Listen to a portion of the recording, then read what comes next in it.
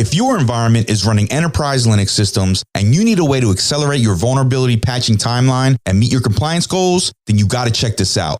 TuxCare is a division of Cloud Linux focused on making open source Linux enterprise grade by automating, simplifying, and enhancing enterprise Linux operations. Their kernel care product provides automated live patching for Linux kernels with centralized management, standard automation, and vulnerability management tools integration. Oh, and this also includes non-disruptive live patching for kernels within IoT devices. And as we all know, a single unpatched IoT sensor can expose your business to as much risk as a large-scale server in your data center. TuxCare can also take care of your live patching within your enterprise virtualization stack and database servers seamlessly. Place TuxCare in your ecosystem to work alongside your existing configuration management tools, vulnerability scanners, or ePortal secure patch server, all while gaining 24/7 support. So leave the burden of enterprise Linux patch management to TuxCare so you can focus on the productivity and success of your organization. Visit tuxcare.com for more info today. That's TUXCARE.com today.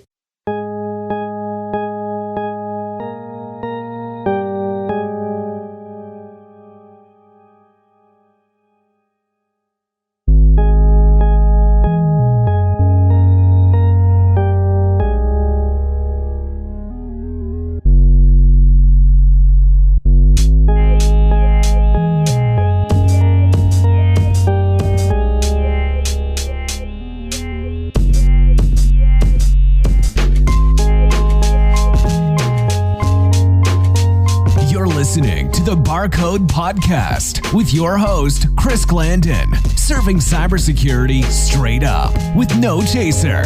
Let's hit the bar and grab a drink. Hello, Chris. How are you? I haven't seen you lately. Yeah, I've just been busy, man. I need a drink. You've come to the right place. What spirit are you looking for? Yeah, speaking of that, I actually got to run. Okay. Here is a fast one for you. I call it red rum. You need 2 ounces rum, 1 ounce grenadine, and 2.5 ounces orange juice. Mix the rum and grenadine in a cocktail shaker. Then, pour it into a highball glass over crushed ice and orange juice. Thanks, man. Shit, not again. The lights keep flickering. I got the electric company scheduled for service tomorrow.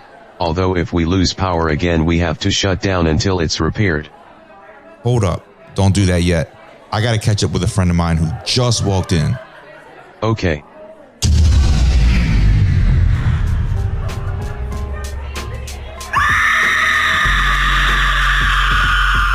I'll see you next round.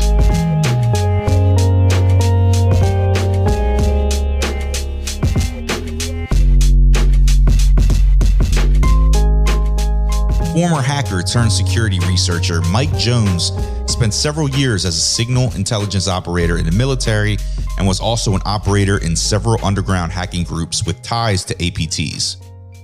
His killer podcast, Haunted Hacker, is absolutely just tearing through the industry right now. The haunted hacker himself, Mike Jones, joins me. Mike, man, it's been a long time coming. Welcome to BarCode, my friend. Heck yeah, man. It's a pleasure to be here. It's an honor. So, Mike, talk me through the evolution of the haunted hacker. Were you hacking at a young age? Oh, yeah. I think some of the very first things I hacked was like the little professor calculator that would talk as you did your little equations. And I found ways to manipulate the voice on the board and things like that. And I was building like room bugs at the age of like 10 and 12. Oh, that's cool, man. So 10 and 12. So did you have family members that were into technology at that time? Or, was this just a passion that you sort of developed on your own? Oh, no. So my dad worked at the NSA when I was a kid, and he was into technology in a big way. So I got into a lot of stuff he did, like electronics and ham radio. So I kind of took those from him. Cool, man. So then you had access to the tech. I'm curious then, how did you learn hacking then? Did you know other people that were hacking at that time, or, did you have influencers that you followed during that time? Oh, yeah. So back in the day, it wasn't that I had people around me that were hacking or that were, had that kind of mindset. but I always had like a curious mind. I always tell people that as humans, we're born as hackers. I mean, we have to learn how to adapt to the environment. We have to learn how to speak and communicate. So we're all born with that, like, I guess, inherent hacking ability. With me, it was just, I took a little bit further. I think some of that has to do with like the Aspergers and stuff like that. When I focus on something, laser focus on something, I do it to the extreme.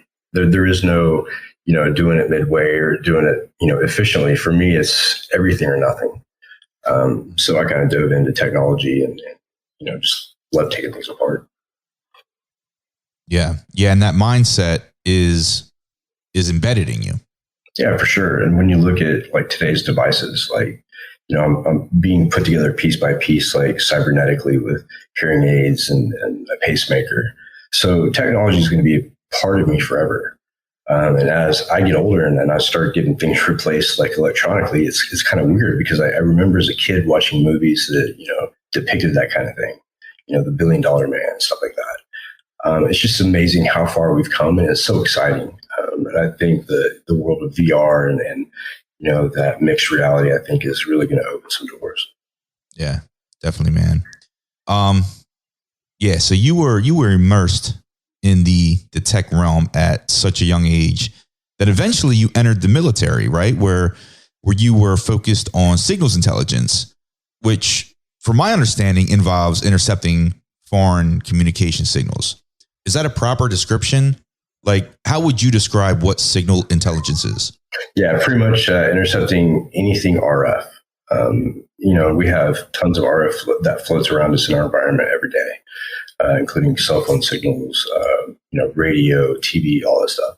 So in an environment, in a battlefield or a theater of conflict, that type of collection is super important. So that's signal intelligence. And it really sparked an interest in me that and a capability I didn't know I had. And that came with the math skills. And then I just really took that to the extreme, like I do everything, and really pushed on it and learned as much as I could. And then when I got out, it just opened up the doors for everything. And how long were you in the military doing that? A total of 13 years. I went into the military the first time back during the first Gulf War, not to date myself or anything. And so for those of you who were born after that, yes, in 92, we were in Iraq the very first time. So that was the first time I went in, and then I re-enlisted right after 9/11, right after the planes hit the building. And I went into signal intelligence then because I thought, there's a huge gap, and that gap is intelligence. So that's where I went. Gotcha. So then, while you were in the military, what do you feel was the driving factor that just helped you stay interested in that specific line of work? Well, I think with a lot of people going to the military, you go in with the idea of patriotism and like really wanting to fight for your country and, right the wrongs have been, carried out. But the problem with that mentality and that urge of adrenaline and patriotism is that once you get in there and you get exposed to certain things, and with the top secret security clearance, that happens a lot. Some of the things that you might see, you might not agree with. And that kind of got me thinking about, why are we here? Why are we doing this? And I think that people are still asking that, especially after the debacle in Afghanistan we pulled out, after we'd spent 20 years there trying to free people. So yeah, I think that drove me in a direction of mentally and spiritually, I think, going after exposure and disclosing secrets and cover-ups and just the smuck of the world, basically. And so that took me off into a direction of hacktivism. But at the same time, I was still working commercial jobs, and I maintained a 9-to-5 job the entire time. And so that helped me a lot, being able to work in different industries while working in hacktivism. It gave me insight to a lot of stuff. Yeah. Yeah. And you mentioned hacktivism. How would you describe hacktivism? And tell me a little bit more about your involvement. Sure. So getting involved in hacktivism, for me, it was taking that patriotism and turning it around to something that was more realistic. something that really needed some sort of eyes on and exposure and to make some sort of impact. And I think that we did that within the hacktivist groups that I was in, like Anonymous and some of the other groups. But the problem is, like, when you look back at the way that we did things, we could have done them a lot better and a lot differently. And I think that's why there was, there's so much splintering that went on. And still goes on. But yeah, so that was my sense of hacktivism. And when I say hacktivism, it was more of any way to get the data or the information that we needed to expose either civil rights violations or, any kind of, violation like that, and expose the truth about things. And some of that, it went as far as cracking, email databases or just databases in general. So that's where the hacktivism portion comes in. Yeah. A lot of people now, I think the sense of hacktivism was lost along the way somewhere. And I think that's when everything went kinetic and people started getting physical at some of these hacktivists or some of these protest riots. I think that when things went physical, I think that's when we lost the true ideal and sense of what we were doing. And then people started hijacking the movement. So, that's hacktivism in a very condensed, short period. Yeah. And that from the outside looking in, you hear hacktivism getting a bad rep. Yeah. Although, like you said, ill intent is not always the case. Right. I think, a lot of it, there was good that was done too. Communications out of Iran during their issues, who do you think helped construct that whole issue? The Arab Spring, some of the things that were triggered from some of the stuff we did, were actually good things that help people. Yeah, absolutely. So I do want to hit on the podcast, man. You just surpassed 2 years not long ago. So congrats on that, man. That's a huge accomplishment. What do you feel has been the biggest takeaway for you personally during the time that you've been podcasting? Well, I think the biggest thing that stood out to me was bringing people on the show who had these huge resumes, right? And it was really impressive. But what I found was that a lot of those people, just their journey and their path to what created that resume was super interesting. And I learned so much more off of the personal side of things than I did, the actual jobs that they held and how they got them. We all know networking is a big part of it, but hearing the stories that drove people to do what they do, I think it was my biggest interest in starting the podcast, was just sharing my story and then hearing other people's story and letting people share that. Yeah, I love that, man. And with each guest that you have on, you uncover their own perspective and you hear their own story, and you'll never hear the same story twice. No, and then hearing some of the people that I've had on, like Richard Time, just hearing his story was just phenomenal. And then reading his book, Mobius, a memoir, just really gave me insight into him as an individual too. So just those experiences, like being able to share a conversation with someone who's had that type of experience in their life, I think is really cool. Yeah, man. So I read that the idea for the Haunted Hacker podcast was conceptualized over a single glass of bourbon on a mountaintop. Maybe a few more than just a single glass. Okay, well, we'll say that the last glass is the one that counted then. Yeah. And they say to avoid drinking alcohol at high level altitude, but it worked for you. Well, it was weird because it wasn't really a podcast. The very first thought wasn't, I want to do a podcast. I thought, I'm just going to do a Zoom and invite people to jump on, and I'll just talk about random stuff that I do or that I'm interested in. And it became more of we want to hear more about you and about other people. And so I brought on the first guest and it went from there. But the conception of it started out just the way that it's described with the bourbon. I think that there was actually one episode where I used to do 4 and 5 hour live podcast on Zoom. And I think there was one point where on the very first or second episode, we were celebrating and we had quite a few drinks. And I think that I ended up just calling it quits in the middle of the podcast and going to bed.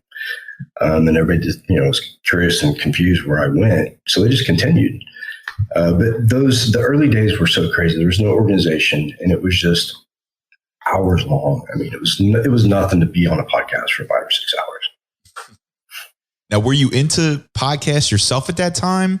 Did you have any idea in terms of, topics or guests that you wanted to include, or did you just, wing it and then, see that success eventually evolve over time? The only exposure to, I guess, what you would consider a podcast today, for me was Joe Rogan, his podcast, The Joe Rogan Experience. And funny enough, it wasn't really a podcast, it was a radio show, but I still considered it a podcast back in the day. It was Howard Stern. Oh, yeah. Those were two of my influencers. I like the way that they were pretty raw and genuine. But that was my exposure to what a podcast should be. How to get there? I had no idea, man. There was no structure. There was no sit down and read a book. It was just, we'll see what works and what doesn't.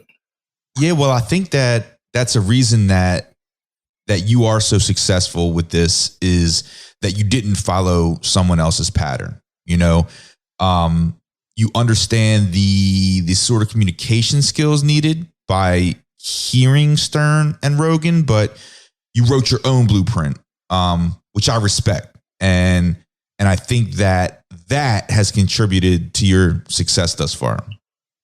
Oh, for sure. I think that just not having the professional experience of podcasting or any kind of entertainment, I think that kind of gave me the upper hand because I didn't want to be professional.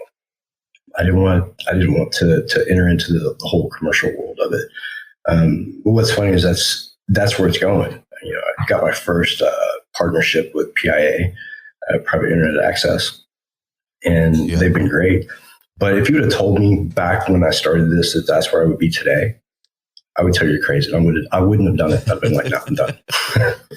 Yeah. I know you're passionate about this industry, which is a key element as well. And I feel like you have a true passion for what you speak on and you keep it real, man. Regardless of if you have X number of listeners or an infinite number of listeners. Yeah, it's weird because the guests that I've had on, you asked about that.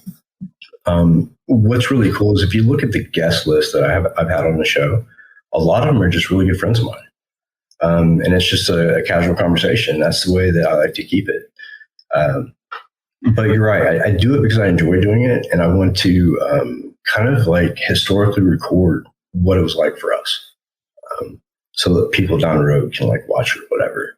If I had 0 viewers, I don't care. It's really going into an archive to be saved for history. I mean, they don't have to watch it now, but someday somebody probably will. So. Yeah, what a critical time in history we're living in right now. Transitioning out of the pandemic.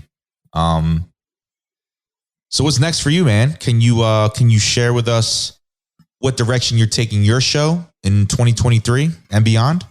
Yeah, man, I got a really cool idea that I'm working on. I'm actually going to take the podcast into the Metaverse in 2023. I got this really cool Insta360 VR camera. And so I'm going to start recording the episodes. I'm going to kind of design a little studio, record the episodes, and then also play them live in the Metaverse within Horizon Worlds. So we're working on building that venue within Horizon Worlds so it looks like an actual podcast studio, and then I broadcast the video live, the VR video up on the screen. So we're getting there. Nice, bro. You need to trademark that. I hope I can. But what's really cool about the Metaverse is that, I kind of foo-fooed it for a long time. I didn't want to dive into it, and I thought it was a bunch of BS. But I tell you what, it's been a cool experience. I've seen the worst of it. I've seen the best of it. The best of it being, concerts, entertainment, and stuff like that for people all over the world just in the Metaverse. So you literally can go hang out with your friends at a concert in the Metaverse virtually, watch movies, all kinds of stuff. And now they're going to do mixed reality. So just the possibilities of that technology and being able to take what we do now, like in cybersecurity, I see, virtual reality being, a knock or a sock in the future. There's so many possibilities for it. I agree, man. It's limitless when you think about the use cases. Do you feel like the technology needs to catch up? Do you feel like organizations need to catch up? Or do you feel like it will just evolve organically? What will it take for us to see more of it in today's society? Well, I think that, you talked about how is it going to grow, if it's going to grow organically. I think there's a lot of influence from, the big tech giants, like Meta, all those people. I think that there's a big influence into the metaverse and virtual reality from them, obviously. But I think, we saw it with the internet when it first came out. And what happens when it gets popular? All the seedier, nastier side of the internet is the first thing that's built. It's the first thing that's functional. And the uses and useful cases for the internet then later comes down the road. And I'm seeing that in the metaverse already.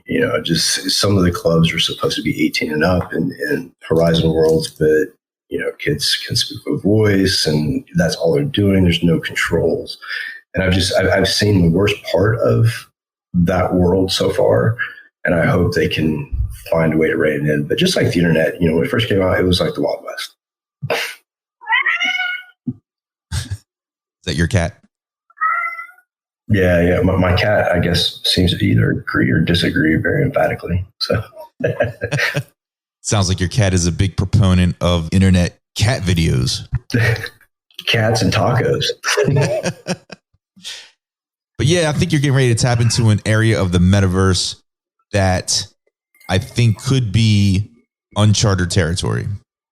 Yeah, I got the idea actually from another guy that was in the metaverse. So one of the guys saw that my screen name was Haunted Hacker, and I guess he had recognized the screen name and asked me if I was that guy. And I said, yeah.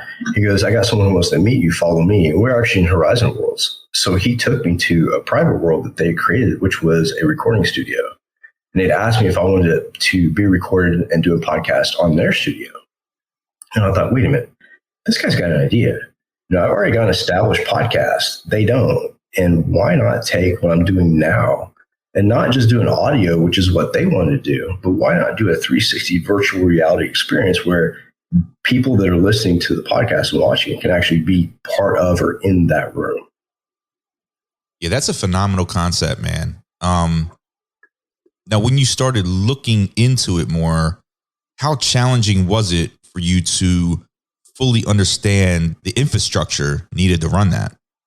I think the hardest part was just figuring out exactly what it took to make and create virtual reality videos and what was entailed in the protocols and the formats. Once I figured that out and then just went out and did like a comparison with the cameras, I didn't go out and spend a ton of money on camera. I think I spent like $400 on my camera. But it does a job. And I toyed with it for a little bit, figured it out, and I recorded my first message on it.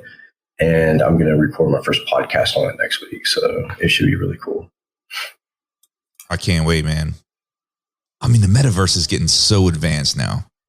I mean, they have talent contests and like the voice type situations. I went into one world within Horizon Worlds. They were having like a voice competition where they had an online recording studio that's pretty popular, had like a talent contest.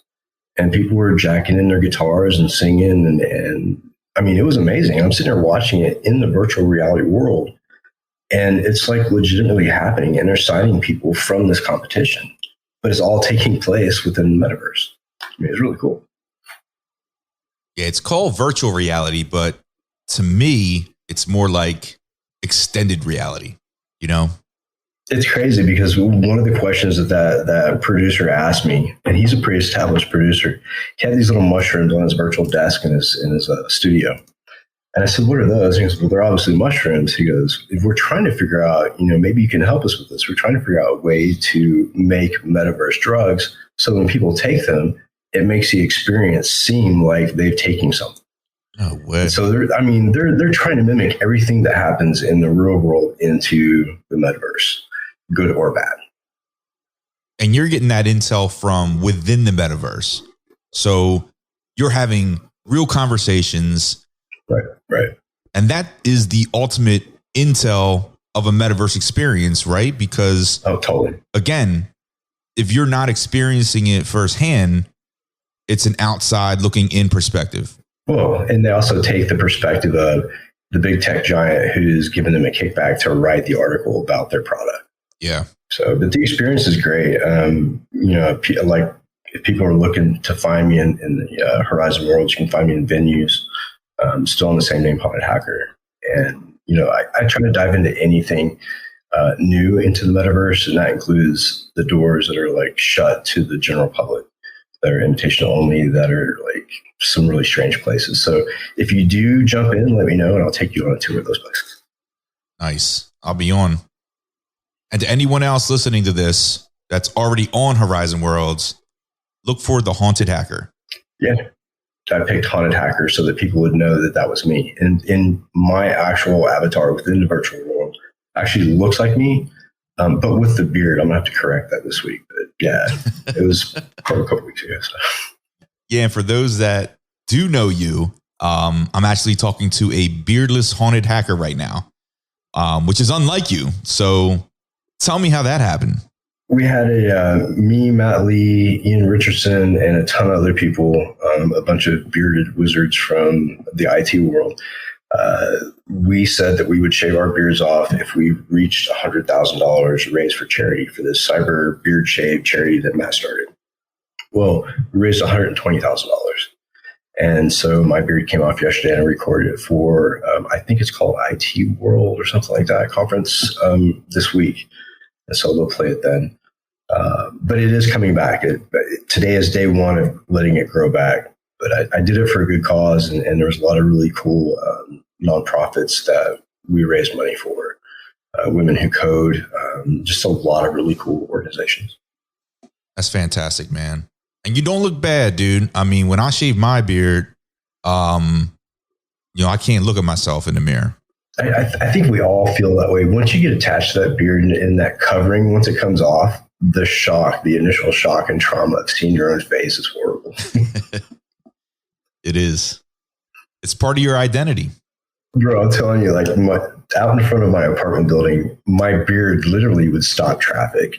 There was a lady, this sweet lady who drove the tour bus here in Chattanooga, and she passed by the front of the building every day, and I happened to be out there, and she literally stopped in the middle of the street one day to tell me that my beard game was on point. She was such a sweet lady, but it literally stopped traffic. And when I told my girlfriend that, she was like, "Oh, not for long. We're getting that thing off your face." So tell me about Hackers for Vets, and talk to me about your mission with that.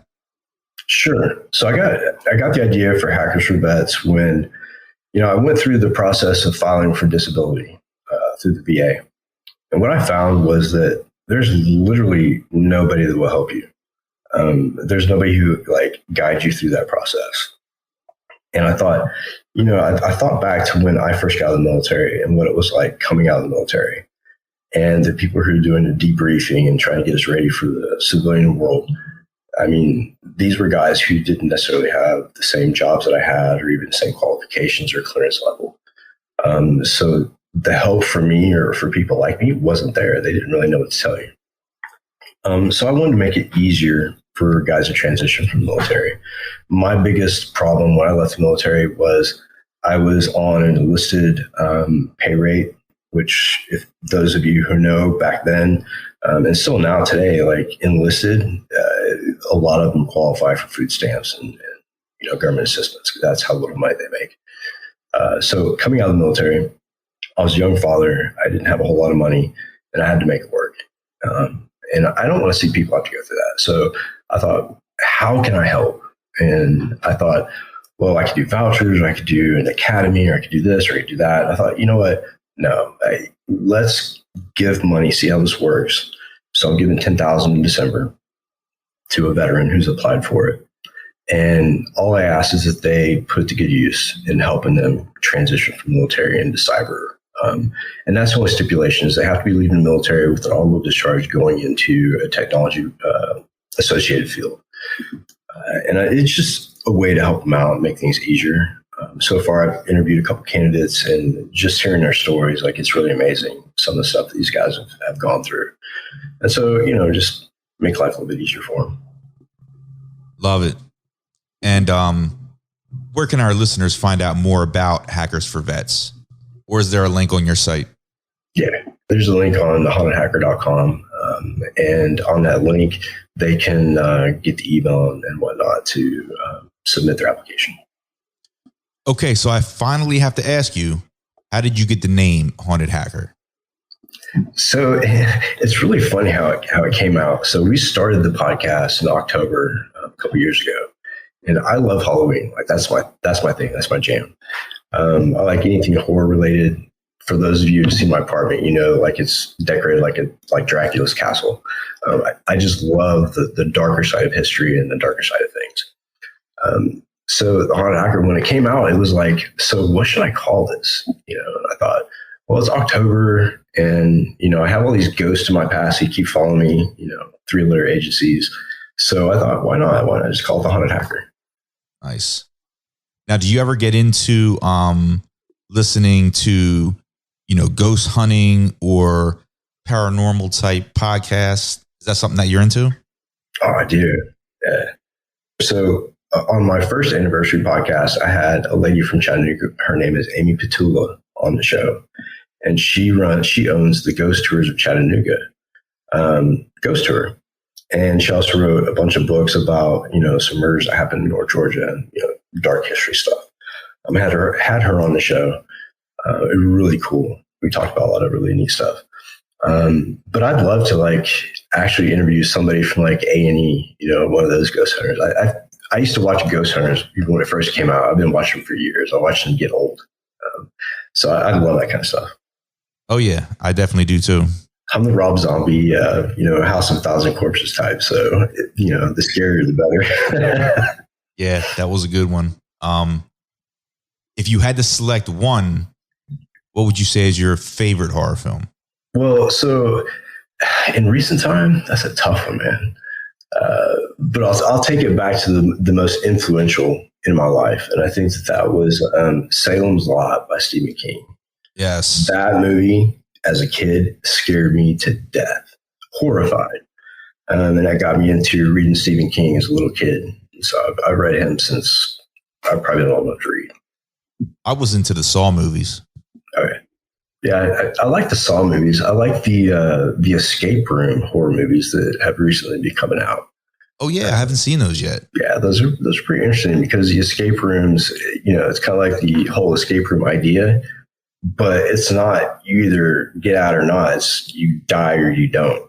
So they have to figure out all these challenges to get out of dying in this place. So it's pretty cool. I'll check it out, man. So you said you're in Chattanooga, Tennessee. Talk to me about the bar situation there. Yeah. I like to hit up speakeasies or hidden bars. And if I was out in Chattanooga, what unique bar like that would you direct me to? So the best place for that, I think, because I'm into sort of the same thing. And there's a place called Unknown Caller in Chattanooga. And the way to get into this bar is through a red telephone booth. And you walk into this telephone booth and you have to pick up the receiver to get the code to get into the door. So once you get into the door, there's a big picture of the Queen behind the bar, and they have all kinds of really cool paintings. It's kind of a hipster vibe to it. There, and I would be wrong if I didn't mention a friend of mine, Brian Joyce. He has a talk show on 102.3 here in Chattanooga, but he also has a bar downtown that's called the Blue Light, which is like a hip hop bar. So he pulls a lot of business there. Nice, man. I'll put it on my list. Have you been to the church in Denver? No, I haven't. Bro, go to the church. Go to the church. Church in Denver and Excalibur in Chicago. Okay. Excalibur's haunted. And it's in a church, an old church. Damn. Yeah, it's pretty cool. It looks like an old Gothic church. And the one in Denver is the same way. It's an old church. And it's like a live music venue. I've been to a rave there. It's a really cool bar. So if you get the chance in Denver, hit that up. The Excalibur, you can read about it online. It's haunted. I think the basement, they used to, during the Chicago fires, I believe, I may be mistaken, but I think it was Chicago fires, the basement was a makeshift morgue. And so the club itself is haunted. Yes. Yes, let's go. I'm down. So I just heard last call here. You got time for one more? Sure. If you opened a cybersecurity theme bar, what would the name be and what would your signature drink be called? Man, I hate to rip off a franchise, but Cyberpunk 2077 has it right, man. The whole game, that I think it would be a tie between a bar out of that game or a bar themed after Watch Dogs Legion, like an English, UK, England, London type vibe, post-apocalyptic type deal. I think it'd be cool. Yeah, I like that, man. But you can't take that name, though. I call it the Haunted Hackers Haunted Hotel. I like that, man. And what would your signature drink be? Oh, man. You got to make it bourbon. Yeah, that's my go-to. The bourbon for sure. But, I was in, where was I at? I think it was in Manchester. Yeah, I was speaking at the Manchester United Stadium over in London, or Manchester, a couple of years ago. And I went to this place called, I want to say it was called The Chemist or Mixologist or something. But it was kind of like you walk in and the drinks all came in these weird test tube and beaker looking things and smoking and but they were really good drinks. They were quality drinks. But they had this cool lab feel to it. I think that'd be cool too, those type of drinks. Or maybe an infusion bar, like a cannabis infusion bar. Yeah, man. Infused drinks, cocktails, food, desserts. In the metaverse. In the metaverse, yeah. Or a legal state near you. Listen, those mushrooms, provide that experience during your podcast. Oh, for sure. No, I'll tell you what, read a book. I'm going to plug this book that I read years ago. Daniel Suarez wrote the book, and it's called Snow Crash, I believe. I think it was Daniel Suarez. I may be wrong, but the book is called Snow Crash, and it was basically that idea. They were jacking into a different reality, and Snow Crash was a drug that was being spread around in that reality. It's messing everything up. So it's sort of the same idea. I mean, that idea is being brewed right now. So it's crazy we're talking about it, but it's actually happening. So, Mike, where can our listeners check out the Haunted Hacker podcast online? So you catch the podcast on YouTube, the video portion, and on every major platform, including Pandora and Spotify, on the Audible side of it, on the audio side of it. And you can find everything you need to find at thehauntedhacker.com, including my email address and ways to get a hold of me and places I'm speaking. Mike, thanks for stopping by for this one-on-one, man. It was long overdue. And I'll see you soon on Horizon Worlds, man. Let's link up for a virtual beer. Awesome, man. Appreciate it, brother. It's an honor being here. I had a good time. Thanks, man. Take care. Cheers.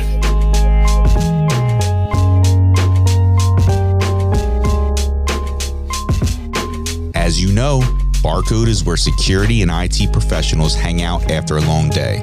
So, get your message front and center to our fans by sponsoring an episode. Learn more at thebarcodepodcast.com/sponsor. Cheers. Unfortunately, it's time to shut the bar down for this episode. Thanks for stopping in. See you next time. We'll save you a seat. Be sure to check us out at thebarcodepodcast.com.